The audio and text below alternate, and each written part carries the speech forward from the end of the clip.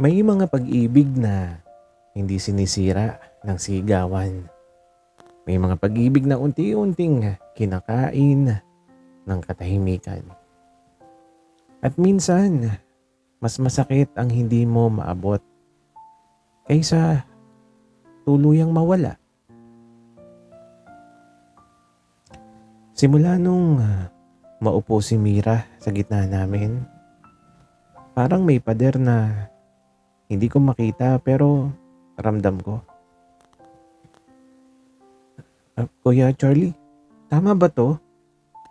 Malambing niyang tanong habang bahagyang yumuyo ko sa harap niya. Si Charlie naman todo explain, nakangiti, relax. Ako, kunwari busy sa monitor pero sa bawat tawa nila, parang may kumikiliti at kumakagat sa puso ko. Sa ilalim ng mesa, wala na ang paa niyang dumadampi sa akin. Wala na yung kamay niyang lihim na humahawak. May espasyo at sa espasyong iyon, sumisiksik ang selos.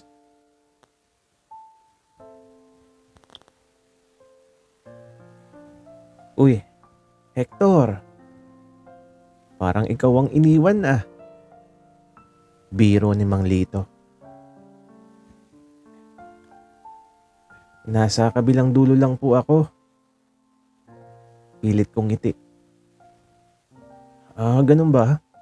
Akala ko break na kayo.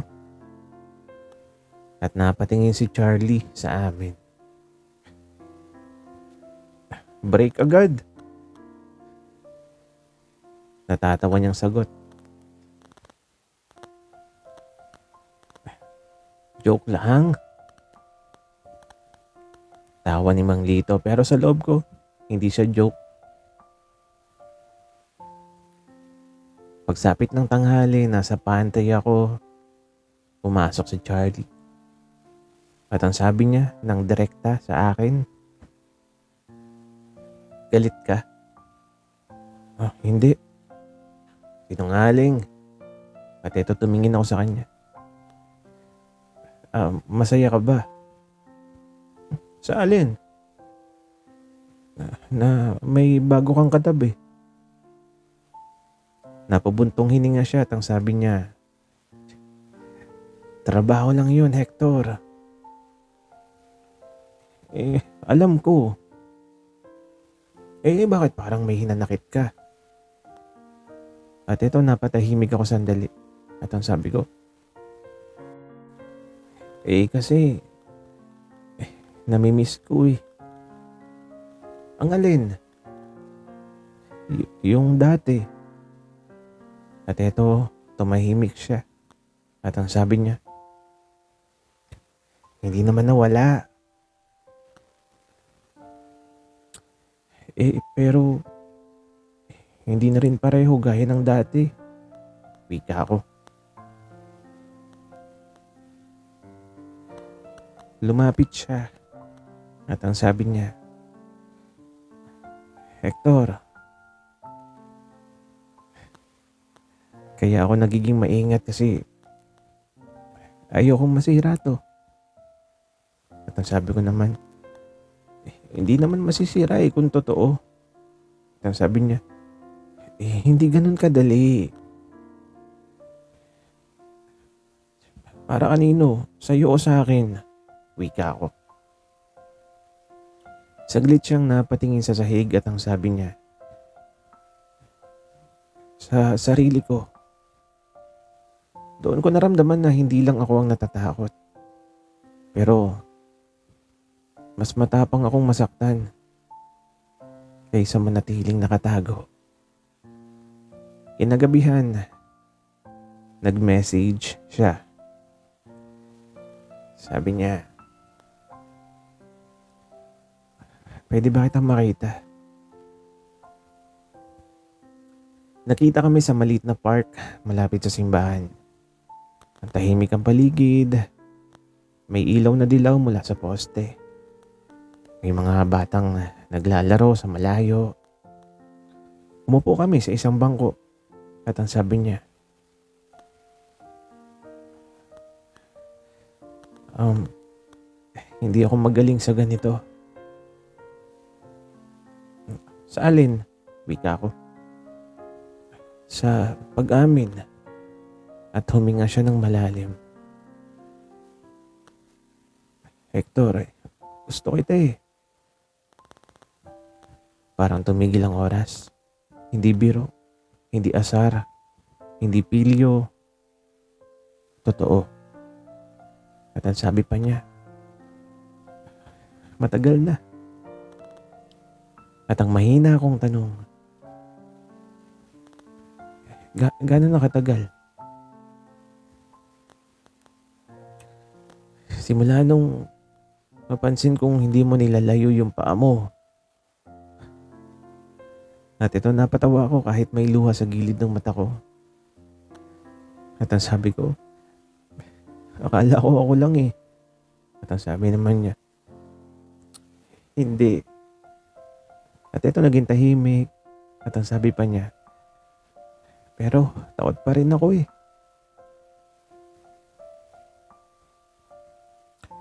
Hindi mawawala yung takot. Sagot ko, pero pwede tayong maging matapang. At eto tumingin siya sa akin at ang tanong niya, paano? Dahan-dahang hinawakan ko ang kamay niya at ang sabi ko, simulan natin sa hindi paglayo.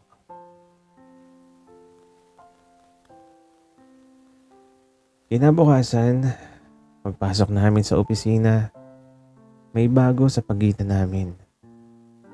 Hindi kami nagdidikit, hindi kami nagpapahalata pero may isang bagay na malinaw.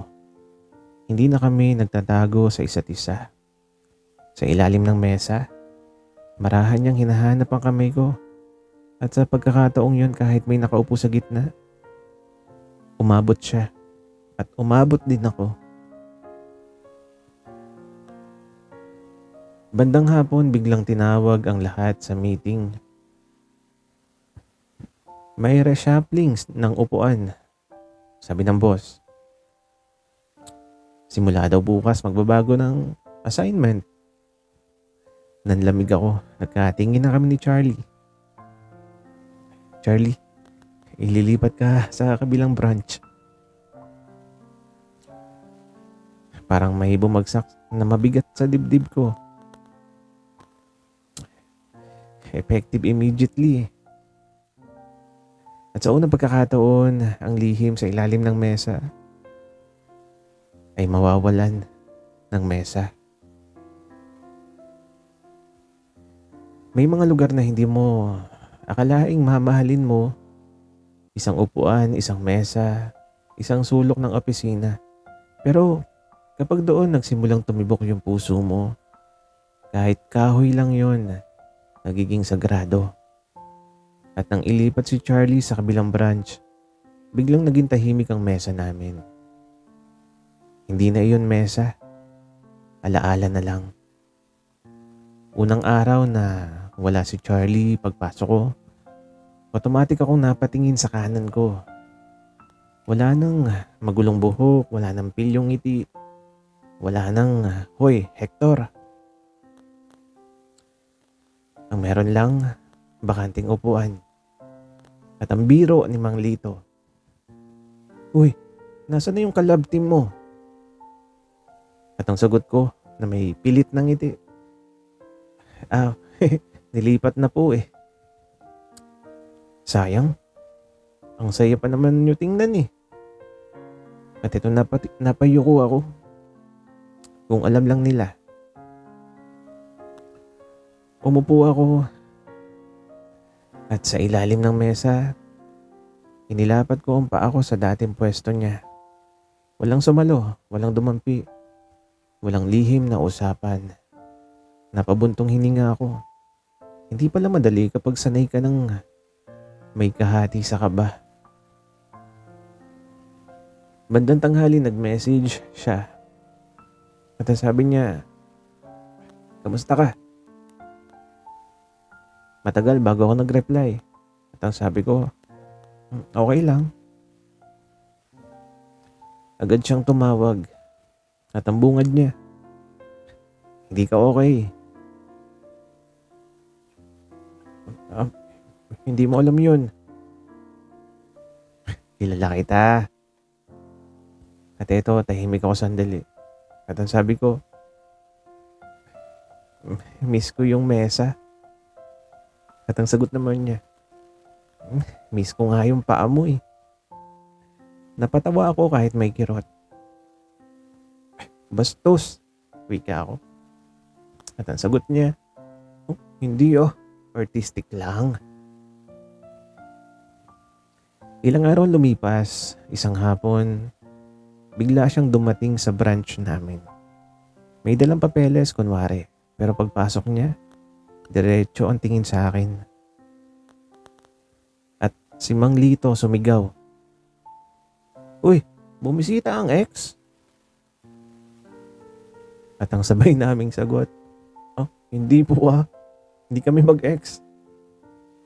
At nagkatinginan kami, parehong namula. Pagbalik niya sa mesa namin, bagya siyang yumuko.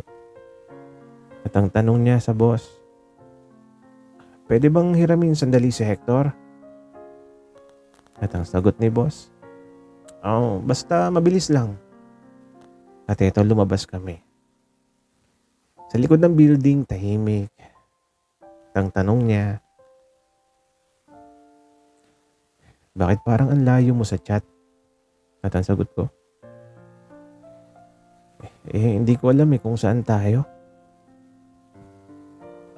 Ano pa bang gusto mong marinig?" Wika niya. "Eh, hindi ko gustong marinig eh. Gusto kong maramdaman." Wika ako naman. At lumapit siya at ang sabi niya, "Nararamdaman mo ba ngayon?" Tumango ako at ang sabi ko naman, "Pero hindi sapat ang sandali." Napabuntong hininga siya at ang sabi niya, "Hector, hindi ko kayang magmadali pero hindi rin kita kayang pakawalan." At ang sagot ko, hindi ko hinihingi ang madali. Ang inihingi ko malinaw." At naging tahimik. At ang sabi niya, "Totoo, ikaw yung gusto ko." Nanginginig yung boses niya. At ang sabi ko naman, hindi ko alam kung paano ko haharapin yung iba eh. Pero alam kong hindi ako masaya kapag wala ka. Napapikit ako. "Charlie, pagod na ako magtago." "Hindi na tayo magtatago sa isa't isa." Eh, hindi yun yung punto ko."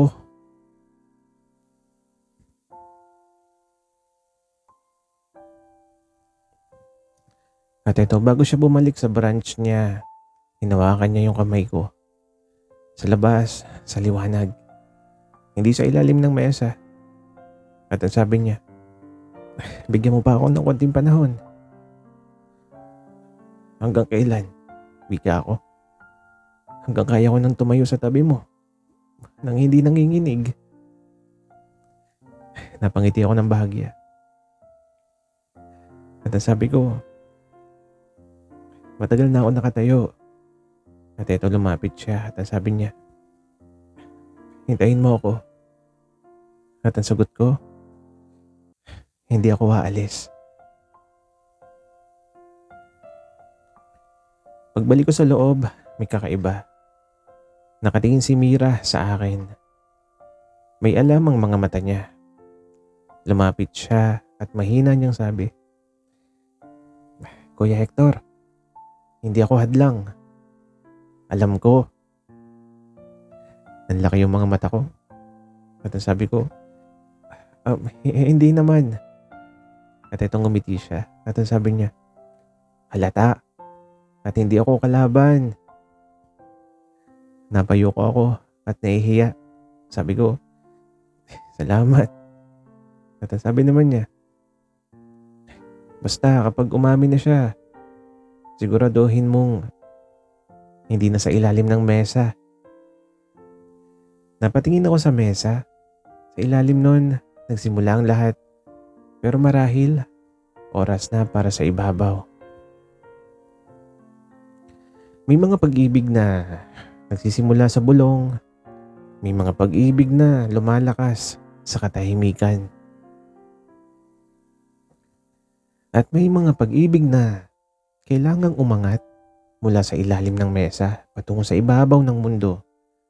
Kung saan walang pagtatago, kung saan walang pagyuko, kung saan ang kamay ay hinahawakan, hindi palihim, kundi buong tapang. Isang linggo matapos ang pagbisita niya, dumating ang balita. May joint meeting ang dalawang branch, sabi ng boss. Kasama yung branch ni Charlie. Buong umaga, hindi mapakali yung puso ko. Parang high school ulit, parang unang beses ko siyang makikita. Pagdating nila, parang may sariling ilaw si Charlie. Nagkatinginan kami. Hindi ngiti, hindi biro. May lalim. Habang nasa meeting, ramdam ko yung mga mata sa paligid, ang bulungan, ang mga pahiwatig. At pagkatapos ng presentation, nagsalita ang boss. Magandang partnership ang dalawang branch. Sana maging maganda rin ang samahan nyo. At napatingin siya kay Charlie. At biglang tumayo si Charlie. At ang sabi niya, na nagpalaki sa mga mata ko, habang si Mang Lito sa likod ay nagsalita ng ganito.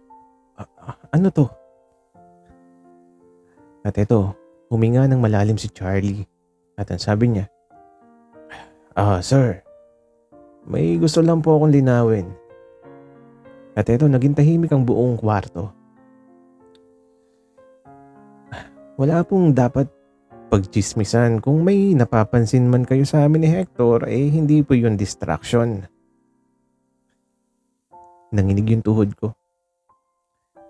Dahil hindi po kami naglalaro. At ito, parang huminto yung mundo ko. At ang sabi pa niya, gusto ko po siya. Diretso, walang paligoy-ligoy. May mga napasinghap, may nag-ubo, may natahimik. At ako, hindi ko alam kung hihinga pa ba ako. At ito, lumingon siya sa akin. Hector. At ito, hindi na ako nag-isip. Tumayo ako at lumapit sa kanya. At ang sabi ko, habang nanginginig pero malinaw, hindi lang po siya yung may gusto. Matagal na po. At naging tahimik ang buong opisina. Hindi ko alam kung anong nangyayari or kung anong mangyayari.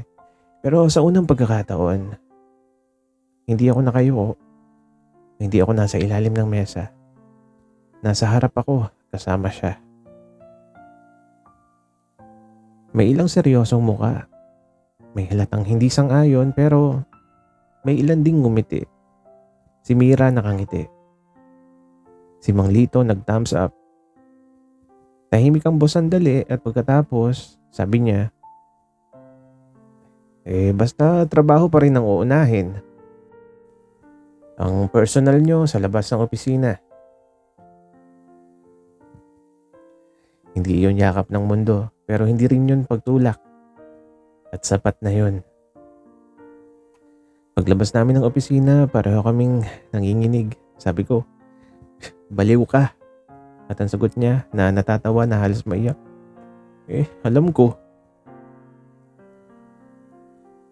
Hindi ka natakot?